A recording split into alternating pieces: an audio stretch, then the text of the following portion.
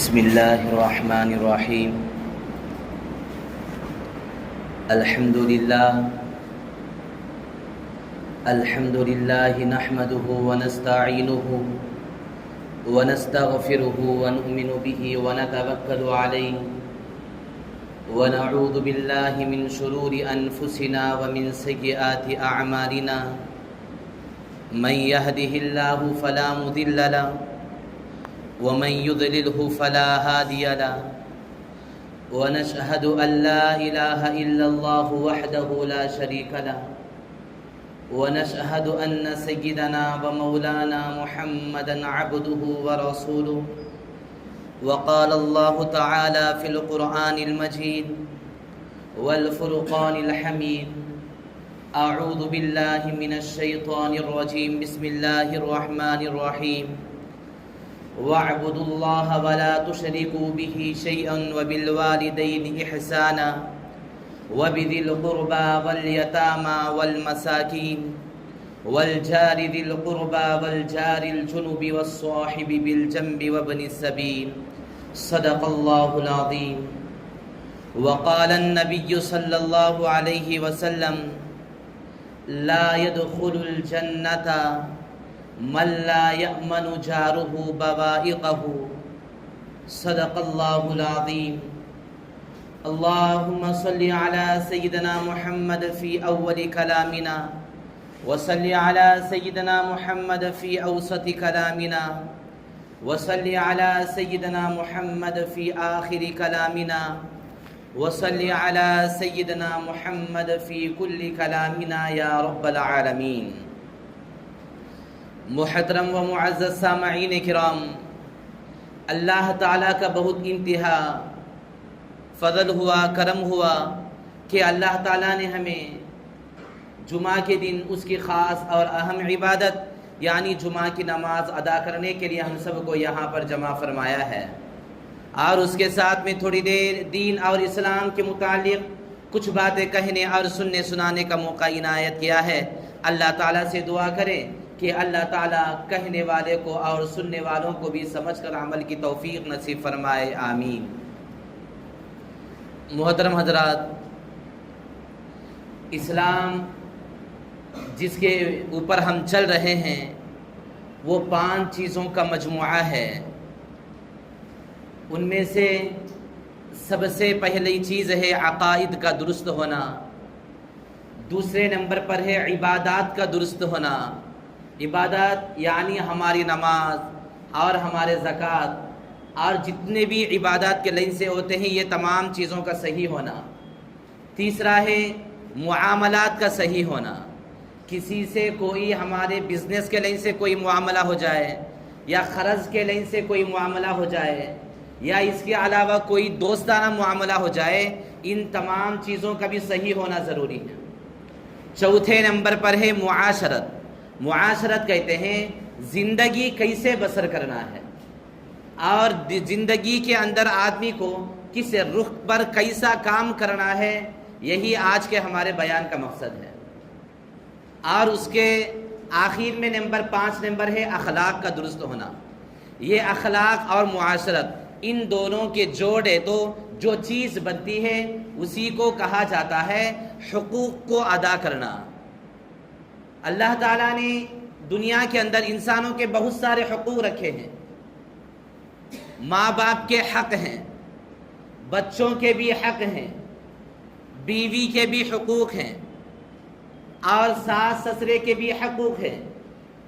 ہر طریقے کے جتنے بھی احکامات ہیں اس کے اندر حقوق ہے۔ اگر یہ حق صحیح ادا کرتے رہیں گے تبھی انسان اپنی زندگی کو سکون کے ساتھ بسر کر سکتا ہے۔ اگر ان کے اندر کچھ کمی کر دے گا تو اس وقت میں کچھ چیزیں پیدا ہو جائے گی۔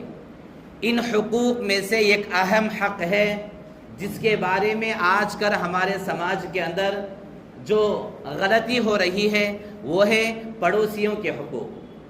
پڑوسی کا تو کیا وصل ہے؟ پڑوسی کہتے ہیں ہماری موٹی زبان میں بولنا تو بازو گھر والے۔ اب ان کے بھی حق ہے کیا شریعت کے اندر؟ ہاں، اللہ تعالیٰ نے اس کے حقوق ہی بیان نہیں کیے بلکہ اس کے تعلق سے اتنی اہمیت بتائی ہے. آپ صلی اللہ علیہ وسلم نے فرمایا لا يدخل الجنت، آدمی جنت کے اندر داخل نہیں ہوتا. کون داخل نہیں ہوتا؟ الذی لا یأمن جارہ بوائقہ، جس آدمی کا پڑوسی اچھے نہیں ہے، اس کی وجہ سے ہمیشہ ٹینشن لگو رہتا ہے، وہ اس وجہ سے وہ آدمی کبھی بھی جہنم کے اندر داخل کر دیا جائے گا، جنت کے اندر داخل نہیں ہوتا. اس سے معلوم ہوتا ہے بازو گھر والا بننا یہ ایک صفت ہے، لیکن اچھا آدمی بننا بہت بڑی صفت ہے. اگر ہمارے بازو میں رہنے کی وجہ سے بار اس کو تکلیف ہو رہی ہے یا اس کی وجہ سے وہ گھر خالی کر کو چلے جاتا ہے، تو ان تمام چیزوں کا شریعت کے اندر کیا حکم ہے؟ تو قرآن مجید کی آپ کے سامنے ایک آیت پڑھی گئی جو پارے 5 کی ہے. اس آیت کے اندر اللہ تعالیٰ نے کہا وَاعْبُدُوا اللَّهَ وَلَا تُشْرِكُوا بِهِ شَيْئًا وَبِالْوَالِدَيْنِ إِحْسَانًا، کہ تم اللہ کی عبادت کرو اور اللہ کے علاوہ کسی کی پرستش مت کرو. یہاں تک کہ آخر میں کہا تم اپنے ماں باپ کے ساتھ اچھا سلوک کرو. یہ بولنے کے بعد اللہ تعالیٰ فوراً کہتا ہے وَبِذِي الْقُرْبَى، پھر تمہیں اپنے رشتہ داروں کے ساتھ اچھا سلوک کرنا چاہیے. پھر آگے کہتا ہے وَبِذِي الْقُرْبَى پر ختم نہیں، وَالْجَارِ ذِي الْقُرْبَى وَالْجَارِ الْجُنُبِ وَالصَّاحِبِ، ان تینوں باتوں کے اندر یہ فرمایا کہ پڑوسی کیسا کیسا ہوتا ہے. سب سے پہلے اللہ تعالیٰ نے کہا وَالْجَارِ ذِي الْقُرْبَى، رشتہ دار بھی ہیں، مسلمان بھی ہیں، تمہارا پڑوسی گھر کے بازوق بھی ہے، تو اس کا حق ادا کرنا بہت ضروری. دوسرے نمبر پر کہا وَالْجَارِ الْجُنُبِ، بازوق ہوتا ہے تمہارا رشتہ دار نہیں، ان کیا بھی کاسی کی آپ کو کوسے گام والا کو یا رہتا ہے یا نہیں ہے، تو تمہارا کوئی اس کے ساتھ خونی رشتہ نہیں ہے، لیکن اس کے ساتھ بھی اچھا معاملہ کرو. پھر آخر میں کہا وَالصَّاحِبِ بِالْجَنبِ، بازو والا، تھوڑی دیر کے واسطے آ کو جانے والا بھی پڑوسی ہوتا ہے. اس کا مطلب کیا؟ تھوڑی دیر کے واسطے آنا بہت، تو مطلب اب ہم یہ پورے بیٹھ کو ہے، ہر ایک جنے کے بازو میں کوئی نہ کوئی بیٹھ کر ہے، تو اس بازو والے کا بھی شریعت نے اسلام کے اندر حق بتایا ہے.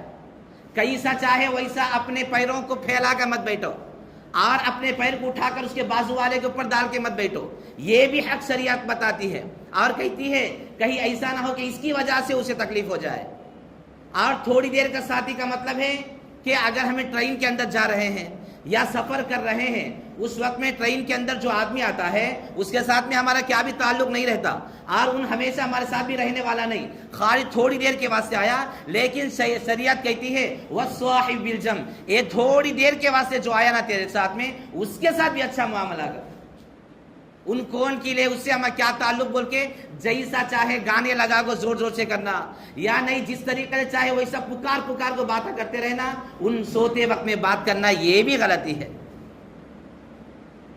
عموماً یہی ہوتا ہے اگر ریزرویشن میں جاتے ہیں تو بعض لوگ جو لوگ آرام کرنا چاہتے ہیں، لیکن تھوڑے نوجوان یا نہیں وہ تھوڑے لوگ ایسا کرتے ہیں، زور زور سے اتنا پکار کو بات کرتے ہیں کہ ایسا سمجھتے ہیں کہ ٹرینش ہمیں مول ڈالے، ٹکٹ نہیں، ٹرینش ہماری. کیسا چاہے ویسا زور زور سے پکار کر بات کرتے، اس کی وجہ سے ان لوگوں کو جو سونے والوں کو تکلیف ہوتی ہے اس کا بھی گناہ ہے شریعت کے اندر. اگر آدمی لائٹ بند کر کے سونا چاہتا ہے لیکن اس وقت میں ٹرین کے اندر آدمی ڈالتا ہے تب بھی اس کو گناہ ہے. شریعت کوئی معمولی شریعت نہیں ہے، اور شریعت ہماری ایسی ہے کہ جتنا اللہ تعالیٰ نے ہمیں اخلاق کے ذریعے سے، نبی کریم صلی اللہ علیہ وسلم نے بار بار یہ کہا کہ اسلام جتنا بھی پھیلا ہے تلواروں سے کم پھیلا، اخلاق سے زیادہ پھیلا ہے. اخلاق ہمیں جیسا سکھائیں گے ویسا ہی بڑھتے چلے جائیں گے. اب یہاں تک ہو گیا پڑوسوں کی حقوق کی اہمیت کے بارے میں. اب پڑوسی کا تو کون، کیا بازوق گھر میں رہنے والا پڑوسی، کیا اس کے بازوق رہنے والا پڑوسی یا نہیں ہے؟ تو شریعت یہ کہتی ہے پڑوسی کہتے ہیں ہمارے گھر کے سیدھے بائیں اور سامنے پیچھے ہر طرف سے بھی 40 گھر حساب ڈالنا. اس طرف میں 40 گھر، اس طرف میں 40 گھر، سامنے سے 40 گھر، پیچھے سے 40 گھر، گویا کہ ایک بڑا محلہ ہو جاتا ہے. وہ پورا محلہ ہمارا پڑوسی ہے. اچھا انہیں پڑوسی ہے تو ہمیں کیا کرنا اب اس کے واسطے؟ تو شریعت اب اس کے بعد کیا بولتی ہے؟ تو شریعت یہ کہتی ہے، یہ کہنے سے پہلے سمجھے، ایک مرتبہ آپ صلی اللہ علیہ وسلم کے پاس حضرت جبرائیل علیہ السلام آئے، آ کر پڑوسی کے بارے میں اتنا بولتے رہے، تو آپ صلی اللہ علیہ وسلم کہتے ہیں مجھے یہ ڈر شروع ہو گیا، مجھے ایسا گمان ہو گیا کہ یہ اللہ کی طرف سے پڑوسی کو بھی وراثت کے اندر حصہ دیا جائے گا۔ وہ اتنی اہمیت معلوم ہو رہی تھی۔ وراثت کس کو دیا جاتا ہے؟ خونی رشتہ داروں کو، یعنی اپنے گھر کے جو جائیداد ہوتے ہیں، جائیداد اپنے بھائیوں کو بہنوں کو بانٹا جاتا ہے۔ لیکن حضرت جبرائیل نے جب بتایا تو آپ صلی اللہ علیہ وسلم نے کہا مجھے ایسا محسوس ہو رہا تھا کہ آپ صلی اللہ علیہ وسلم حضرت جبرائیل علیہ السلام ہمیں وراثت بھی اس پڑوسی کو دے ڈالتے گے۔ صرف گھر کا نیز پڑوسی نہیں ہے، دکان کے بازوق رہنے والا، بازوق دکان والا بھی ہمارا پڑوسی ہے، اور وہ بازوق والا بھی اگر ہماری طرف سے پریشان میں ہے، ہماری تکلیف کی وجہ سے اسے دل کو دہلا رہا ہے اور اس کے دل کو چوٹ لگتا ہے، تو یہ بھی ہمارے لیے نقصان کا ذریعہ بنتا ہے۔ مثلا اس کی مثال ایسی ہے، اگر آدمی یہ کوشش کرتا ہے ہمیشہ، یہ ایک بات تو یاد رکھے، رزق طے ہے، اللہ تعالیٰ کی طرف سے مل کر ہی رہے گی، جو اس کے نصیب میں ہے کئی حصہ نہیں بولے تو بھی آ کر ہی رہے گا، اور جو اس کے نصیب میں نہیں ہے چاہے ان لاکھ کوششیں کرے تو بھی اس کی زندگی کے اندر وہ آنے والا نہیں ہے۔ یہ بات تو طے۔ اب اس کے بعد مسئلہ یہ ہے کہ اگر ہمیں بازو پڑوسی کے اندر اگر کچھ جتنے بھی اس کے پاس، چاہے ان دکان والا ہے، کسی بھی طریقے کا دکان والا ہو، اگر اس کے کھاتوں کو میرے پاس لانا سمجھ کے کوشش کرنا، یا اس کا دکان اچھا نہیں چلنا بول کو ہمیں کوشش کرنا، یہ بہت ہی بڑا ناحق گناہ ہے، کبیرہ گناہوں میں سے گناہ ہے، اور ہم یہ چھوٹی چیز سمجھتے ہیں، لیکن اللہ تعالیٰ اس کی وجہ سے ہمارے رزق کے دروازے کو بند کر ڈالتا۔ ہم یہ سمجھتے ہیں کہ ہمیں کیا کی کر دیتے، لیکن اللہ تعالیٰ ہمارے دروازوں کو بند کر دیتا ہے۔ اسی وجہ سے آپ صلی اللہ علیہ وسلم ایک مرتبہ صحابہ کے درمیان بیٹھے اور فرمایا واللہ لا یؤمن، واللہ لا یؤمن، واللہ لا یؤمن، 3 مرتبہ آپ صلی اللہ علیہ وسلم نے کہا تو صحابہ نے پوچھا قیل من رسول اللہ، آئے اللہ کے نبی کون مسلمان نہیں ہے، کون مومن نہیں ہے؟ تو فرمایا الذی لا یأمن جارہ بوائقہ، کہ ہمیشہ آدمی اپنے بازو گھر والے سے یہ ٹینشن میں لگا رہے کہ مجھے کیا کرتا کہ، مجھے کیا پریشان کرتا کہ، میرے گھر کے اوپر کیا لاگو ڈالتا کہ، یہ سمجھتا رہے گا تو وہ جو آدمی جس کے بارے میں ڈر رہا ہے وہ کبھی بھی مسلمان مومن نہیں ہو سکتا۔ یہاں تک تو احادیث اور اس کے فضائل ہیں۔ اب آئے ہمارے سماج کے اندر، اب ہمارے اندر اور ہم اپنے پڑوسیوں کے ساتھ کیا معاملہ کر رہے ہیں اور ان کے ساتھ کیا حق ادا کر رہے ہیں۔ کیا جب اللہ کے نبی نے کوئی معمولی بات نہیں، جس کو جنت کے اندر داخل نہیں ہونا کہا گیا ہے، تو گویا کہ اس کے ساتھ، پڑوسی کے ساتھ بہت اہم معاملہ کرنا ضروری ہے۔ یہاں تک کہ حق شفا کہتے ہیں، آدمی اپنی کوئی چیز بیچنا چاہتا ہے، گھر بیچنا چاہتا ہے، تو ہم یہ سمجھتے ہیں میرا راضی، میرا گھر ہے، میں کس سے تو بیچ دیتا ہوں جا کو، نہیں، شریعت کہتی ہے پہلے تیرے بازو گھر والے پوچھ لے، ان لیتا یا نہیں پوچھ اسے، اگر ان تیار ہے تو اسی کو بیچنا پڑے گا، اگر ان تیار نہیں ہے تو اس وقت میں دوسرے کو دیا جائے گا۔ اور آپ صلی اللہ علیہ وسلم نے فرمایا جار لہ حق واحد، پھر دوسرے نمبر پر فرمایا جار لہ حقان، تیسرے نمبر پر فرمایا جار لہ ثلاثۃ حقوق، کہ 3 پڑوسی ایسے ہیں۔ ایک تو ایسا ہے صرف مسلمان نہیں ہے، غیر ہے، مشرک ہے، تب بھی اس کے ساتھ اچھا معاملہ کرنے کا شریعت حکم دیتی ہے۔ اور دوسرے نمبر پر ہے بازو گھر والا ہے پلس مسلمان بھی ہے، تو اس کے ساتھ بھی اچھا معاملہ کرنے کا حکم دیتی ہے۔ آخر میں یہ فرمایا رشتہ دار بھی ہے، پڑوسی بھی ہے، مسلمان بھی ہے، جب یہ تینوں ہیں تو اس وقت میں اس کا بھی معاملہ اچھا پورا دیکھنا ضروری ہے۔ اگر ہمیں اپنے کچرے کی چیزوں کو اٹھا کر دوسرے گھر والوں کے اوپر ڈال دینا، یا اپنا گندا پانی اٹھا کر دوسرے کے سامنے ڈال دینا، حالانکہ ہمیں معلوم ہے کہ ہمارے بازو والے کو اس کی وجہ سے تکلیف ہو رہی ہے، اس کے باوجود آدمی اگر آرام کے ساتھ سو رہا ہے، آرام کے ساتھ کھاتا پھرتا ہے، تو اس وقت میں یاد رکھے کہ اپنا ایمان مضبوط نہیں ہے، چونکہ اسے بازو گھر والے کو اس کی وجہ سے تکلیف ہوتی ہے، لیکن وہ آدمی نمازوں کے اندر الحمدللہ، لیکن یاد رکھے عبادات اپنی جگہ، چاہے ان کتنا بھی بڑا بزرگ بن جائے، نماز کتنا بھی اچھا بنے، نمازوں کا ثواب اللہ تعالیٰ دے گا، لیکن اگر ہمیں اپنے نماز اچھا پڑھنے کے باوجود دوسروں کو تکلیف دیتے رہیں گے تو کبھی بھی وہ آدمی کامیاب نہیں ہو سکتا۔ اللہ تعالیٰ قیامت کے دن اس کو پکڑ پکڑ کر کھینچے گا اور کہے گا تو نماز پڑھے الحمدللہ، تو قرآن پڑھا وہ بھی بہت اچھا کام کریا، صدقے دیا وہ بھی اچھا کام کریا، لیکن تیرے بازو والے ہمیشہ تیری تکلیف میں رہے۔ اس وجہ سے ان چیزوں کا احتیاط کرنا بہت ضروری ہے۔ اور یہاں تک کہ امام ابو حنیفہ جس کے مذہب پر ہم چل رہے ہیں اور جس کے حنفی مذہب کہا جاتا ہے، اور اسی مذہب کے مطابق آج کل ہم نمازیں پڑھتے ہیں، وضو کرتے ہیں، نکاح طلاق جو بھی ہے سب بھی ہمیں ان کے مذہب پر کرتے ہیں، ہمیں کم از کم ان کا نام تو معلوم ہونا ضروری ہے۔ ان کا نام ہے امام ابو حنیفہ، اگرچہ کہ ان کا حقیقی نام نہیں، حقیقی نام ہے ان کا نعمان بن ثابت، اصل نام ہے امام ابو حنیفہ کا نام، لیکن ان میں مشہور ہے امام ابو حنیفہ سے امام اعظم۔ امام اعظم کا مطلب ہے بڑے امام صاحب، ان دونوں چیزوں کی وجہ سے مشہور ہے۔ اور آج کل ہمیں جتنے بھی کام کرتے ہیں، نمازہ پڑھتے ہیں، یہ پورا ان کا طریقہ ہے۔ اور جب اب امام ابو حنیفہ ان کے تعلق سے یہ فرمایا کہ ان کے بازو گھر میں رہنے والا ایک مجوسی تھا، یعنی غیر تھا، اور یہ غیر کیا کرتا تھا معلوم؟ رات میں روزانہ پینے کے واسطے اپنے محفل کو بٹھا لیتا، 4-5 جنے بٹھا لے کو وہ لوگ رات بھر پیتے رہتے تھے، اور پینا ہی نہیں بلکہ وہاں پر وہ لوگ بیٹھ کر گانے بھی بجاتے تھے، حالانکہ ان کو اس بات کا احساس ہی نہیں ہوتا تھا کہ ہمیں یہاں پر پی رہے ہیں، اس کی وجہ سے سامنے گھر والوں کے اوپر کیا اثر پڑے گا اور ان پر کیا اثر پڑے گا، ان کو کچھ بھی پتا نہیں تھا، اور وہ لوگ اسی طریقے سے پیتے رہے، یہاں تک کہ ایک دن اس زمانے کا جو بادشاہ تھا، اس بادشاہ کو یہ بات معلوم ہوئی کہ امام ابو حنیفہ جو وقت کا امام ہے، اس امام کے گھر کے بازو والا روزانہ پیتا ہے اور گانے بجاتا ہے اور رات میں سونے سے اور ان کو عبادت کرنے میں خلل ڈالتا ہے، لیکن کبھی بھی امام ابو حنیفہ نے اس کے بارے میں شکایت نہیں کی۔ لیکن اس وقت میں رات میں بادشاہ کے جتنے بھی آدمی تھے وہ لوگ آئے، آ کر جتنی بھی ٹیم تھی پورے کو پکڑ کو لے کو چلے گئے۔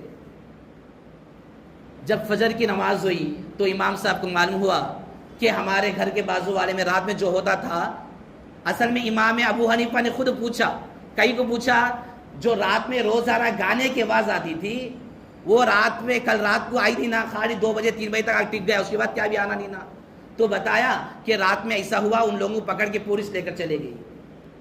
تو جیسے ہی امام ابو حنیفہ نے اس کو سنا، فجر نماز کے بعد وقت کا امام ہے لیکن اپنے بادشاہ کے پاس جاتے ہیں، کس کے واسطے؟ ان پین خوروں کے لیے جو رات میں پی کر ان کو ستاتے تھے، ان لوگوں کے واسطے امام ابو حنیفہ گئے، جا کر بادشاہ کے پاس بیٹھا اور پوچھا کہ ان لوگوں کو کیوں پکڑ کر لائے؟ تو بتایا گیا کہ رات میں روزانہ ایسا کرتے اور تمہیں روزانہ عبادت کرتے، تہجد پڑھتے، یہ پورا کام کرتے، لیکن ان لوگوں کی وجہ سے تمہیں تکلیف ہو رہی، تمہیں کبھی بتائی بھی نہیں۔ تو امام ابو حنیفہ نے کہا، مجھے نبی کریم صلی اللہ علیہ وسلم کی حدیث یاد ہے کہ نبی کریم صلی اللہ علیہ وسلم نے پڑوسیوں کے حقوق کی بہت زیادہ اہمیت بتائی۔ ہاں مجھے روزانہ تکلیف ہوتی تھی لیکن میں اس کو برداشت کر لیتا تھا۔ تو یہ جو پینے والے تھے پورے دیکھ رہے ہیں، پورے کیا ہوتا ہے پورا دیکھتے ہیں، دیکھتے دیکھتے ان کی آنکھوں سے آنسو بھی نکلنا شروع ہو گئے۔ ارے جس کے بازو بیٹھ کو جس کو ستاتے تھے، آج وہی شخص ہمارے کو چھڑانے کے واسطے آیا ہے۔ حالانکہ وہ چاہتا تو یہ ہوتا تھا کہ آرام سے اب ہمیں رہیں گے، انہیں پینے والے چلے گئے، یہ سمجھنے کے بجائے یہ امام آ کر لایا ہے، تو اس وقت میں فوراً جب بادشاہ نے امام ابو حنیفہ کی بات سن کر ان کو چھوڑ دیا تو فوراً وہ لوگ وہی کے وہی بیٹھے بیٹھے امام صاحب کے ہاتھ میں بیعت ہو گئے، اور انہوں نے سب سے پہلے نمبر پر کلمہ پڑھ لیا اور کہا کہ ہم کبھی بھی اب سے اس کے خلاف کبھی نہیں کریں گے۔ اللہ تعالیٰ اخلاق کے ذریعے سے بہت سارے اسلام کو پھیلایا ہے۔ حضرت عمر بن عاص رضی اللہ تعالیٰ عنہ ایک بہت بڑے صحابی ہیں، ایک مرتبہ جنگ کے واسطے گئے، جنگ کے واسطے جانے کے بعد جنگ اتنی لمبی ہوتے گئی، 2 مہینے 3 مہینے ہو گیا، اور وہ لوگ رات میں رہنے کے واسطے خیمے باندھ دیے، خیمے باندھ کر رات میں وہاں سوتے تھے، پھر اس کے بعد صبح میں ایسا چلتے رہی زندگی۔ لیکن جب 2 مہینے کے بعد میں پورا جنگ ختم ہو گیا، ختم ہو کے واپس آ رہے تھے، آتے وقت میں خیمے نکالتے رہے، یعنی جو گھر بناتے ہیں ان گھروں کو کھول رہے تھے، کھولتے وقت میں دیکھا گیا وہاں پر ایک چڑیا نے اپنے انڈوں کو رکھا تھا اور وہاں پر اپنا گھر بنائی ہوئی تھی۔ تو حضرت عمر بن عاص رضی اللہ تعالیٰ عنہ نے دیکھا کہ وہاں پر ایک چڑیا آ کر اپنے انڈوں کو چھوڑ کر رکھی اور وہ اپنے گھر بنائی ہیں، تو اس وقت میں انہوں نے کہا کہ اس گھروں کو نہ کھولا جائے، یعنی اس کو ایسا ہی رکھا جائے، رکھ کے اور یہیں پر بس نہیں، حضرت عمر بن عاص رضی اللہ تعالیٰ عنہ نے 2 صحابہ کو وہاں پر ٹھہرنے کو کہا اور کہا جب تک یہ انڈے بڑے نہ ہو جاتے اور اس سے بچے نہ نکلتے اور جب تک وہ بچے اڑنے کے قابل نہیں ہوتے اس وقت تمہیں نہیں آنا، تمہیں یہاں آج رہنا۔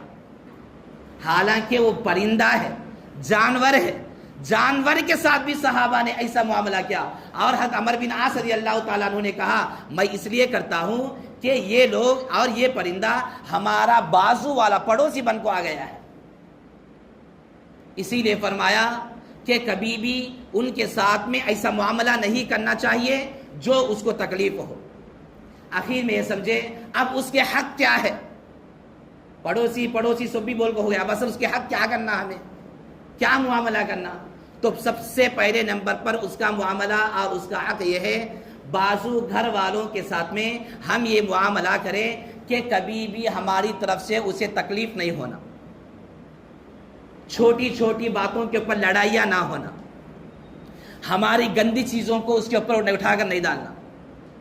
ہم نے یہ بھی دیکھا کہ بعض لوگ جب صبح کو اٹھتے ہیں اگر ان آگے گھر آگے سامنے چوہا مر کو ہے اٹھا کے بعض چپ اٹھا اس کے سامنے ڈال ڈالتے، انہوں پاک ہو جاتے انہا گھر میں، حالانکہ وہ مریا سن کے گھر کے سامنے، مجھے کیا ہمارے گھر کے سامنے نہیں رہنا، بازو والے ڈالے، بلی مری کیا تو بھی کتا مریا کو سا مریا، ہم بازو والے کے اوپر ڈالیں گے، ہمیں آرام سے رہیں گے، یہ بہت بڑی غلط چیز ہے۔ اگر ہمیں تو اسلام یہ طریقہ دیتا ہے اگر اس کے گھر کے سامنے گندگی پڑی ہے، اگر ہمیں صبح میں دیکھے اٹھا کر وہاں سے اٹھا کر پھینک دیا جائے۔ اور دوسری بات، ہم اپنے گاڑیوں خصوصاً آج کل کے ماحول کے حساب سے اپنے گاڑیوں کو اٹھا کر سامنے والے کی دکانہ کے سامنے نہیں رکھنا چاہیے کہ اس کو ہماری وجہ سے تکلیف نہ ہو، اس کے کام کے اندر خلل نہ پڑے، کیا بھی نہیں ہوتا سیدھا آپ کو رکھ کے چلے گئے تو اس کے کام کرنے میں پریشانی ہوگی، دقت ہوگی اور پریشانی کا عالم میں گزرے گا، اس لیے یہ بھی اس کی رعایت کرنا ضروری ہے۔ تیسرے نمبر پر یہ فرمایا کہ جب تم اپنے گھر کو کیا تو بھی چیزیں لے کر جاتے ہیں، اگر تمہارے پاس اتنے پیسے نہیں ہے کہ بازو والے دے سکے تو اس وقت میں ہمارے بڑے یہ بھی بتاتے ہیں تمہارے لے جانے کا طریقہ یہ ہے کالے کور کے اندر لے کو جاؤ تاکہ اس کے اندر کیا ہے کہ وہ اسے معلوم نہ ہو، اس کے بچوں کو معلوم نہ ہو۔ اگر اٹھا کو لے کر گئے، بریانی اٹھا کر لے کر جاتے ہیں اور ان کے گھر کے اندر وہ طاقت نہیں ہے تو ان کے بچوں کے جو دل کے اوپر تکلیف ہوگی وہ بھی گناہ ہمارے اوپر ہوگا۔ یہ بھی ادب کی رعایت کرنی چاہیے۔ جب ہمیں نہیں دے سکتے، اگر دے سکتے ہیں تو ادا کر دیا جائے، اگر ہمارے پاس اتنی بھی طاقت نہیں ہے، مجھے بھی صرف میرے گھر کے حد تک ہے، تو اس وقت میں اسے کالے چیز کے اندر لے کر جائے تاکہ اس کے اندر کیا ہے کہ اسے معلوم ہی نہیں ہونا ہے۔ جب معلوم نہیں ہوگا تو اس وقت میں ان کو کوئی پریشانی نہیں ہوگی۔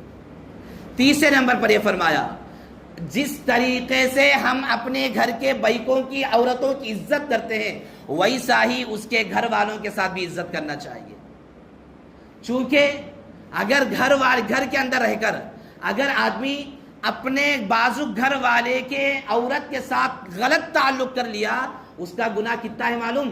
اس کا گناہ کے تعلق سے آپ صلی اللہ علیہ وسلم نے فرمایا 10 مرتبہ دوسری عورتوں کے ساتھ جو گناہ کرنے سے، زنا کرنے سے گناہ ہوتا ہے، اپنے گھر کے، اپنے پڑوسی کے بیوی کے ساتھ میں 1 مرتبہ اگر آدمی غلط تعلق قائم رکھا تو اللہ تعالیٰ اتنا گناہ اٹھا کر اس کو دے گا.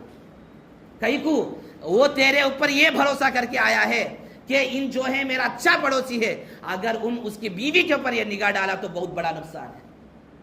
لیکن یہاں پر شریعت یہ بھی کہتی ہے ان کون کی معلوم نہیں، اس کے ساتھ تیرا کوئی خونی رشتہ نہیں، تیرے بیوی کو اس کے ساتھ پردہ کرنے کا حکم دینا چاہیے.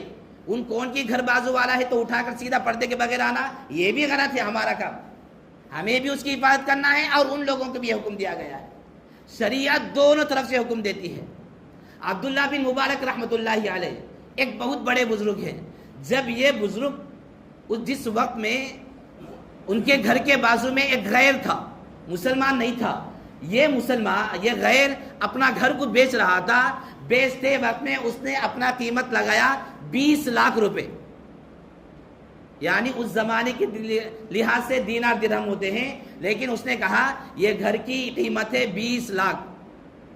تو مول لینے والے آئے، انہوں بولے 20 لاکھ اسے کیسا دیتے، یہ 1 لاکھ دے تو زیادہ گھر کو. تو اس نے کہا تمہیں بولے تو صحیح، 1 لاکھ گھر کے، کم کے 19 لاکھ یہ پڑوسی کے، یہ عبداللہ بن مبارک کے، اور یہ پڑوسی اتنا اچھا ہے، اس کا ملنا بھی بہت بڑی نعمت ہے. اس وجہ سے اس کو 19 لاکھ میں نے لگایا ہے، لیکن میری گھر کی قیمت صرف 1 لاکھ لگایا ہے، اس لیے کہ جب میں یہ گھر سے جاؤں گا گھر بھی چھوٹ جائے گا، اتنا اچھا گھر کے بازو والا بھی چھوٹ جائے گا. یہاں تک کہ بہت سارے بڑے بڑے بزرگوں کے واقعات ہیں. ایک بزرگ کا واقعہ ہے جن کا نام ہے ابو حمزہ عسکری. عسکری عربی کے اندر میٹھی چیز کو کہتے ہیں. یہ عسکری جو بڑے بزرگ تھے، اتنا میٹھا بات کرتے، سامنے والا یہ ایک مرتبہ بات کرا تو ان کے اوپر فدا ہو جاتا تھا.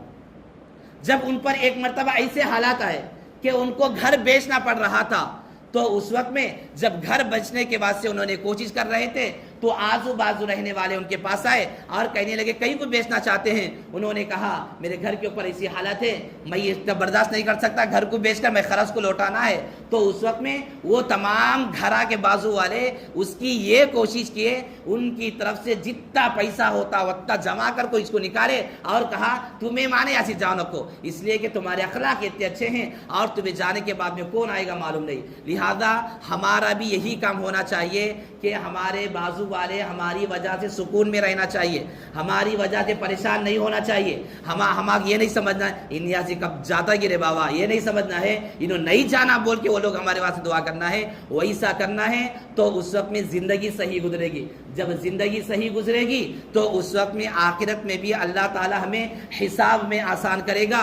اور اللہ تعالیٰ کے نبی صلی اللہ علیہ وسلم نے پڑوسی کے جتنے بھی حقوق بتائے ہیں ان حقوق کے اندر ادا کرنے میں کبھی بھی ہماری طرف سے کمی کوتاہی نہیں کرنا چاہیے. اللہ تعالیٰ سے دعا ہے کہ اللہ تعالیٰ ہمیں پڑوسیوں کے حقوق کو پہچاننے کی توفیق عطا فرمائے. آمین.